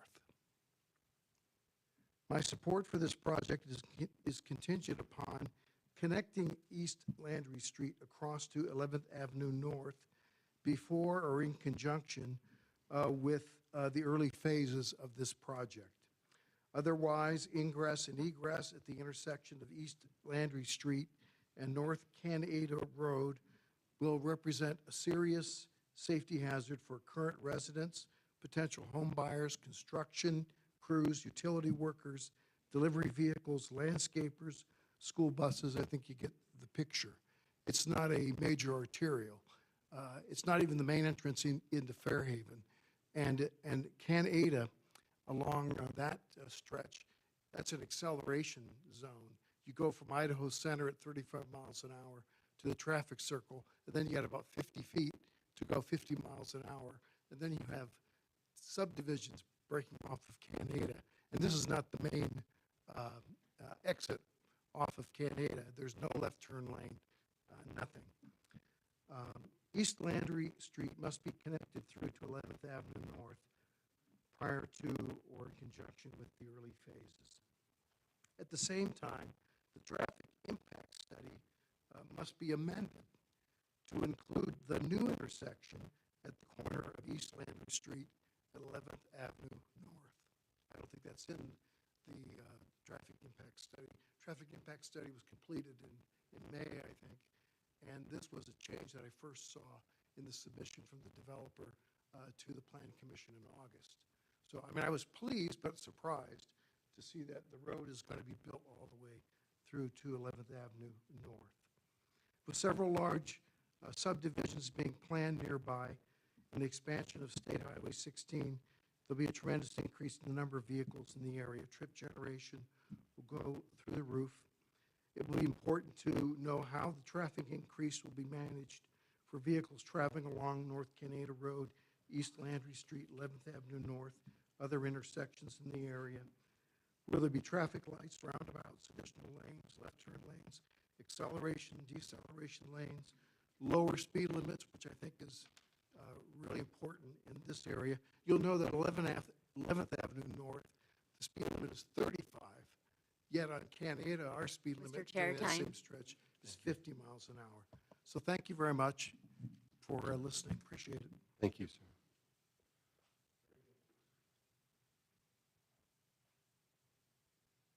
Next. The next sign up was Becky, but I believe she's the applicant. That's it. That's it. Is there anybody else? Go ahead and come on up.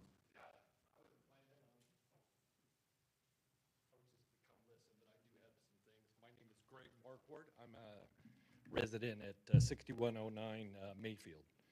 And what we've noticed with the apartments that are being built, just increased traffic along Canada. And we in Eustic, the development, the work going on there, and Canada, they put a stop light there. That stoplight caused backup all the way to this Landry entrance. And when that happens, there is no left turn lane going onto Landry. So when you stop there, you're stopping up all the traffic all the way back. So now you have this increased construction traffic that's going to be coming in there.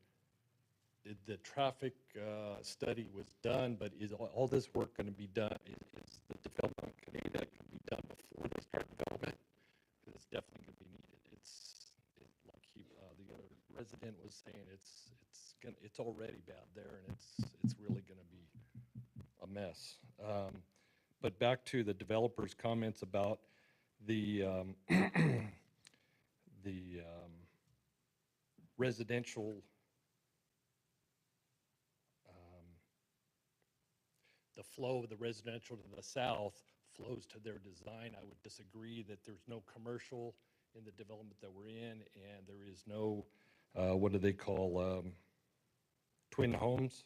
So the flow, if, I don't see, I would disagree with the flow. We were expecting something that would be similar to the resident to the south. I would have a question about State Highway 16. I don't know what that plan is, but that would definitely seem like that would alleviate some of the traffic problems coming through that area. My understanding was there is no street that's going to be going to 11th. It's just going to be a right-of-way for the sewer. Is that correct? So that was a misconception that would have helped the traffic flow, but if it's just a sewer right-of-way, there's going to be a problem there.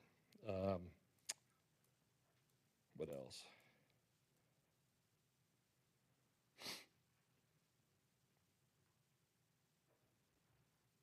I think that's most of the items. Anybody have any questions? Okay, thank you. Thank you. Yep, go ahead and come on up.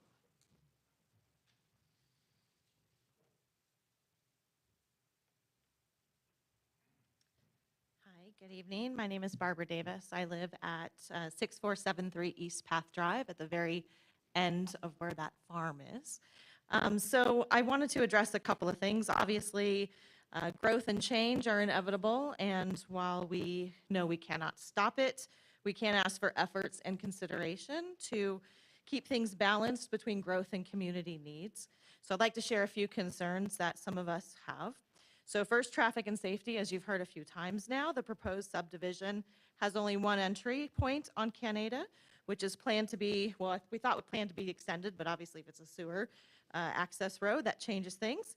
But that is the same access point we have for the Fairhaven subdivision. On one side, there's technically the main and then one off of Cherry that you can go through another sub to get there. Our suggested, or some of us, our suggested solution would be to have dedicated turn lanes for all subdivisions that are now along Canada, including our existing Fairhaven and the proposed development. Amenities and community impact is something of concern for us. The new subdivision does not include a pool, and that's similar amenities that we have, which raises concerns that residents may attempt to use ours. We already face issues with children from a neighboring subdivision jumping our fence, so we're working with our HOA to try to get that fence raised. That's one area of concern. City services, as the population grows, city services must keep pace. This includes fire, police, electricity, water, and canal systems. For example, a house fire last year incurred a longer than average response time from the fire department to extinguish it. So we know services are stretched, and we want to see more than a 1 point whatever it is for an increase in support staff. And then irrigation levels are already suffering with little to no pressure for most of the day. So this could only worsen that additional demand. And that development should not outpace the city's ability to provide these essential services. And we urge consideration of impact fees for new developments so that our taxes are not continually required to raise year after year to cover the cost of growth. And of course, schools in the area are already at or near capacity, so adding hundreds of new family homes will put additional strain on an already stretched system.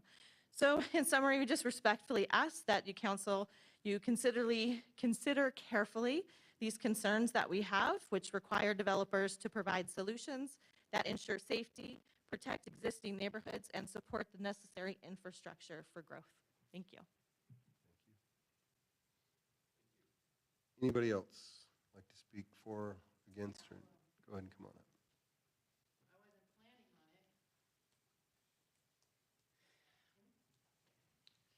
Liaison Richardson, 17357 North Dutch Flat Avenue. When does it stop? I mean, I love growth too, but it just seems that it is so quick, so fast. We are bumper cars. If it's not 3 different detours on Cherry in the last year, it's U-Stick. We are like mice in a maze, trying to figure out how to get to the next. I work at the Capitol, and sometimes I just have a real problem getting there if I have to go through back roads, so I don't have to use the freeway in the snow or whatever it is. So just what is the rush? I've been here for 5 years, and I have not seen our community without cranes, without digging up our streets, without the dirt, without the detours. We already have problems with our water and our irrigation, and like my neighbors have said, are we gonna see levees? Lots more levees? We have to support residually these people that are coming into our police and our fire and our schools. And believe me, when I moved to Idaho, I felt so blessed. You people are amazing here. I love it. And I want more. I want more of people like you, people in our capital, my neighbors. I moved here for a reason. And I love growth, but it's so much so soon. So I don't know what it is. Is it a bunch of money that was handed to the city and said, you got to get this done in a matter of time? But I'm telling you, it is. We are fatigued. We are fatigued because it just never stops, you know? And like my neighbor said, we got a huge apartment building here. We got, 200 more homes and stuff in this little area. And so all I'm asking is, we are very grateful for our community. We love our community. We love our schools. We love our government. We're a rich people here. All I'm asking is that if you guys can just consider maybe giving us a time to breathe. I know this is too late, but maybe for the next one, just let us breathe a little bit and slow it down. Thank you. Anybody else? Okay, the applicant come back up.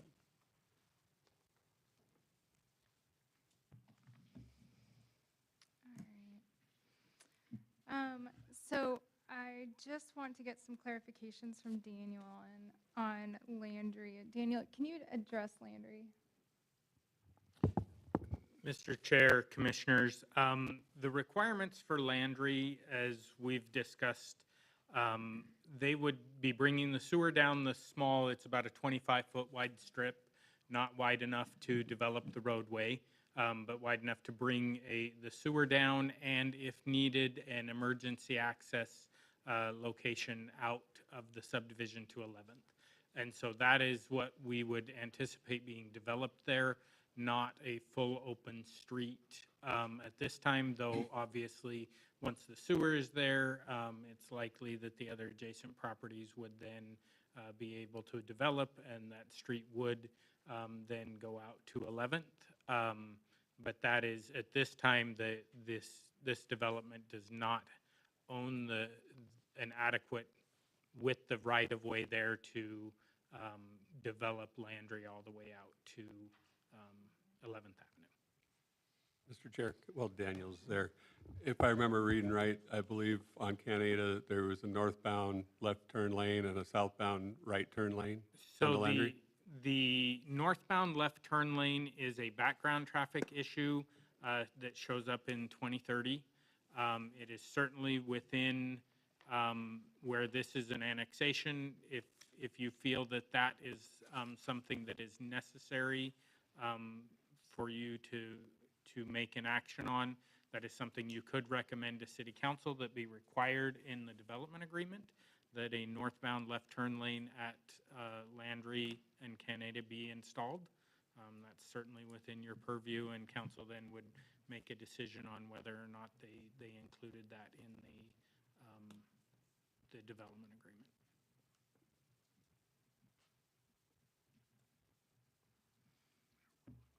Daniel, can we do that with any of the background stuff, or just the ones that are close to the property? I would caution you stretching that too far. Obviously, this is at an annexation, And so council has broader discretion, the commission and council has broader discretion at an annexation. If it were already annexed into the city and that, then we would likely, I'll look to Preston, but we would likely have an issue with requiring something in the background side there. But at the time of annexation, there is broader discretion than if it were already in the city. Be right. We will comply with that northbound left turn lane if it is conditioned on the project. So I guess to address some of the comments that were heard. So the commercial is required by the comp plan, and I can defer that to staff. There's a certain percentage of commercial that's required within the comp plan designation of. So within the residential mixed use, there's not a requirement, there's just an amount that you can't receive. And that's Rodney, I believe that's 15. Mr. Chair, Commissioners, it's actually a requirement of 5% being required for commercial in residential and a maximum of 50%. So we were required to provide some commercial, but we did our best to make this development as compatible as possible. The twin homes, those homes will be designed to look like a single-family home. There's just going to be 2 of them. They're going to operate as a single-family. They are single-family homes. Let's just get that right. They are single-family homes. They're just sharing a wall. That's it. And the design of those homes will look like, aesthetically will look like a single-family home.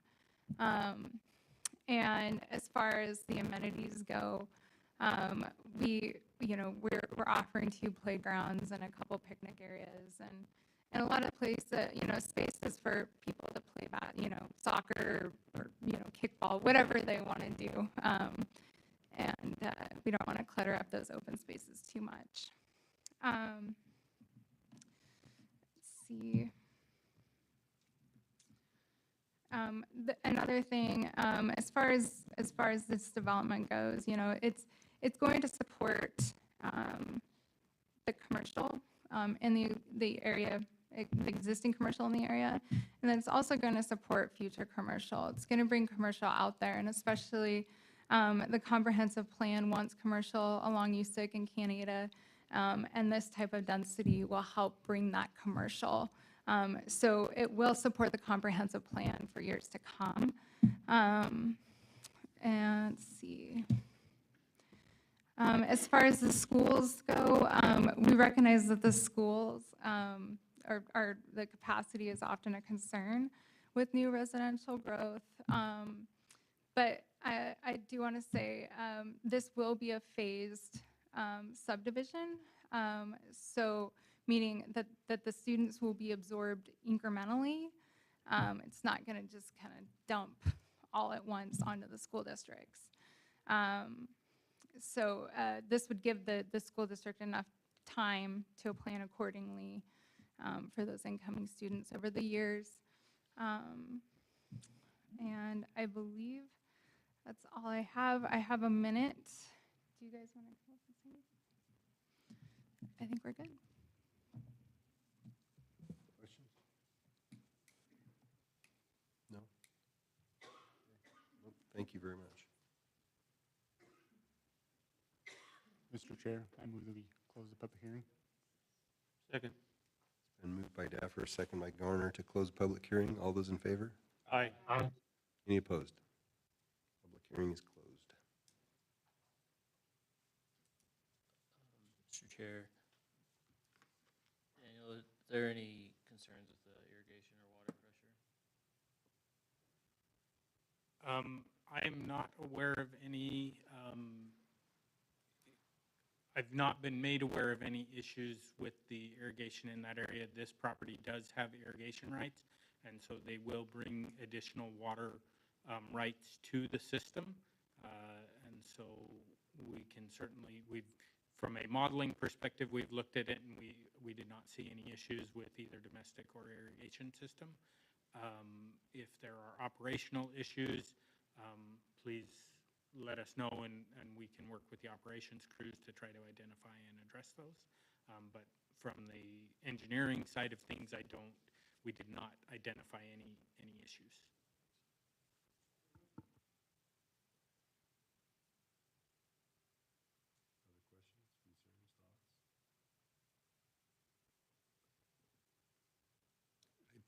Make a comment if I could, sir.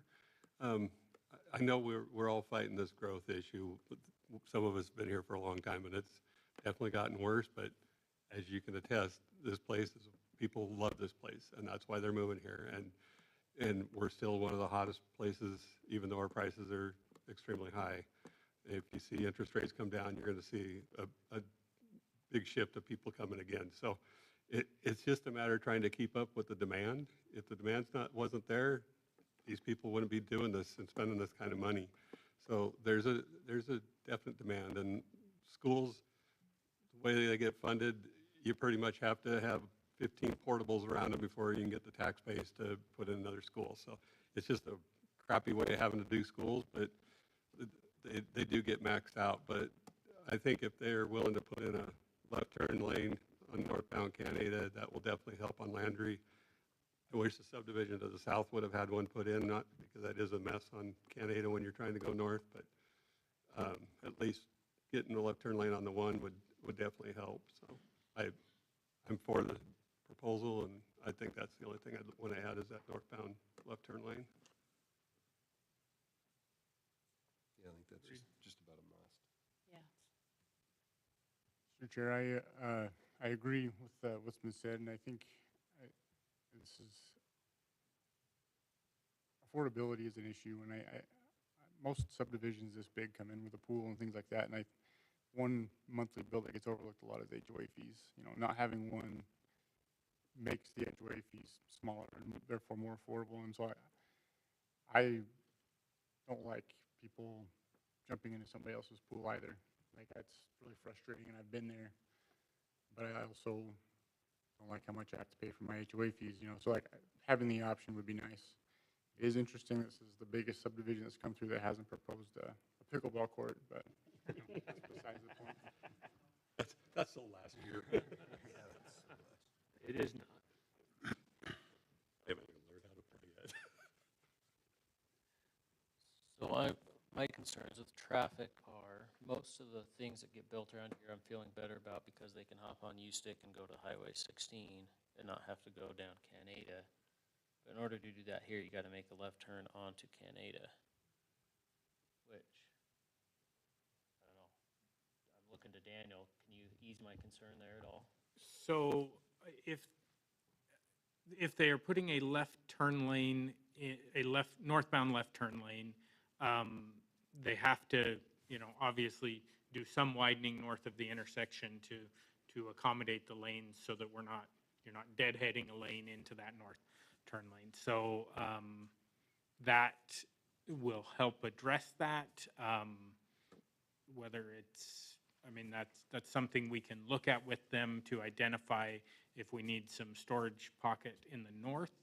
Currently, one sec, let me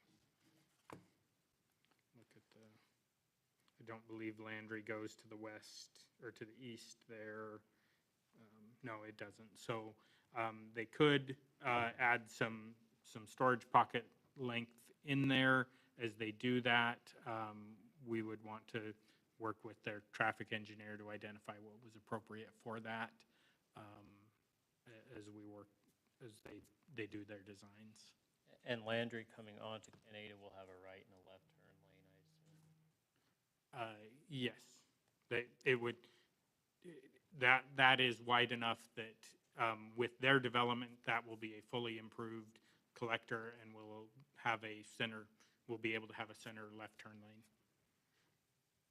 Mr. Chair, piggyback off that, it looks to me like on the site plan that the commercial is taking access off of, just straight off of Canada Road there.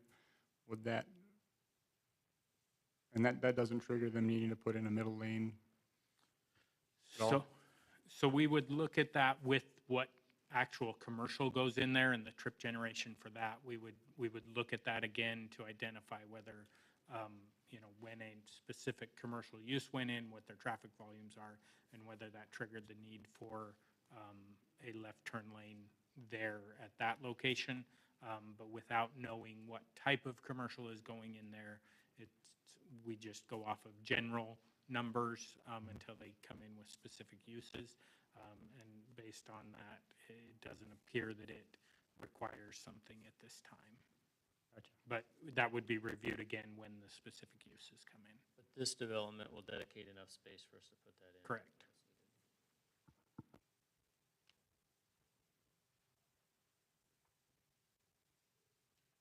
It seems dense. I'm having a hard time with that much density out there, but we still have to adjust our mind to U-Stick being the corridor that it's gonna be, right? Yeah. That we're planning on it being. That and the zoning that they're requesting, they're not going for, it's community, they have to RS4, so, yeah, I think so. And I think what I like is the commercial, it looks like coming off of Landry that they have going into the twin houses with the commercial, right? And so the twin houses, I think, are a part of buffering between the residential and the commercial. And so they're kind of grading it out density-wise, towards the lower density to the west. But it's all up against RS7.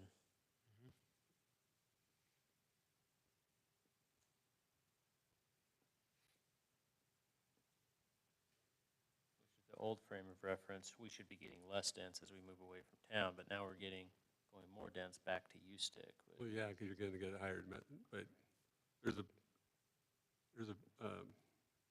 landscape berm there, isn't there, along Landry? Nope. But you think about how far are they from CWI Landscape and strip or all something, those. isn't there? They are required to have a landscape buffer. It's not necessarily a berm. I don't remember specifically on the south side whether they put a Like berm. 20 feet or something, isn't it? Correct. You got that plus the backyard plus the road. So it's not like back property lines back up to the back property line. So I think there's quite a bit of distance there. So that's why I wasn't too worried about it.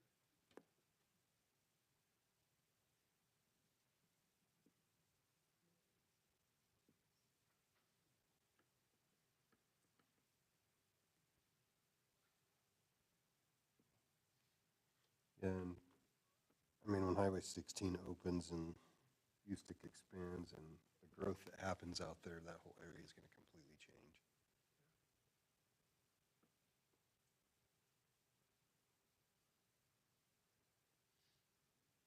So commercial, yeah, it's a necessity, right? Mr. Chair, Commission, the city is undertaking a project for widening on U-Stick from 16 to Phyllis Canal currently. Yeah. And then we have under design is a signalized intersection at Canada and U-Stick that will finish that out to the Phyllis Canal that is funded, I believe, in 2027. And so would likely be coming online very shortly after this, they started building houses. Yeah. But before the majority of any homes would go in. Thank you for that, Daniel.